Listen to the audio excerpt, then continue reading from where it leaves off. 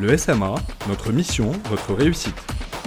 Bienvenue dans Transmission, le podcast du service militaire adapté.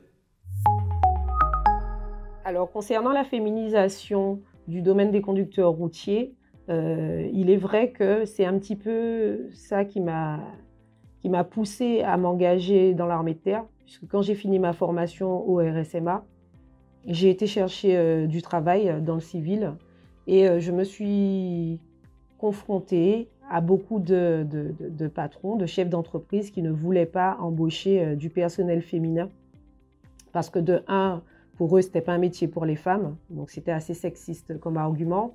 Et deuxièmement, ils se disent que techniquement et physiquement, on ne pourra pas donner le même rendement que ce que donne un homme. La réalité aujourd'hui est tout autre, puisque de toutes les façons, le Code du travail demande aux entreprises, peu importe les entreprises, là je parle en général, demande aux entreprises de s'équiper afin que ce soit le travail qui s'adapte à l'homme et pas l'homme qui doit s'adapter au travail. Donc ce n'est plus une question de physique, mais une question d'équipement, premièrement. Et deuxièmement, au niveau de l'économie, puisque prendre soin de son véhicule, avoir une conduite souple, etc., donc c'est de la conduite économique, c'est un poste qui peut peser très lourd dans les profits de l'entreprise.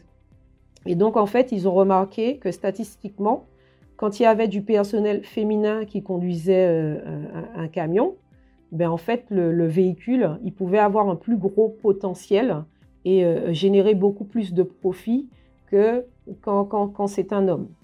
Et donc, au final, aujourd'hui, je me retrouve avec des entreprises qui m'appellent personnellement pour me dire « je ne veux que du personnel féminin ».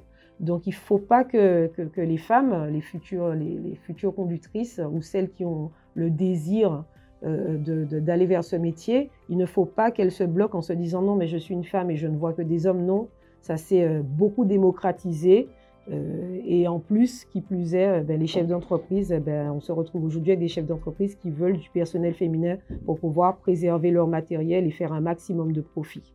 Alors, au-delà d'être militaire, je suis autrice-compositrice. Bon, c'est une partie de ma vie que j'ai un petit peu mis entre parenthèses depuis mon arrivée en séjour en Guadeloupe.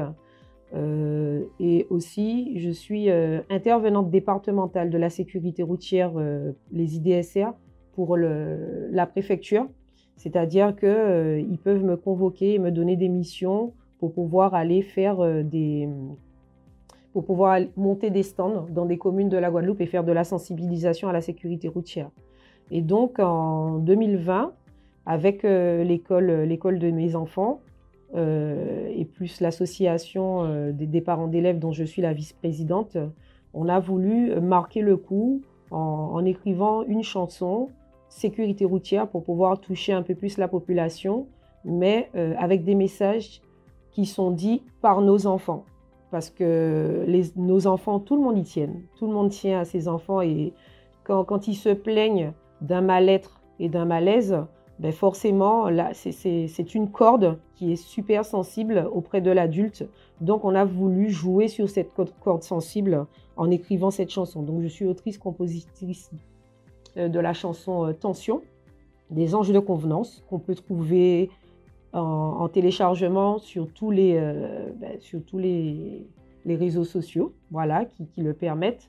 Plus, on peut aussi aller voir le clip qui a été assez bien travaillé pour appuyer le message des enfants.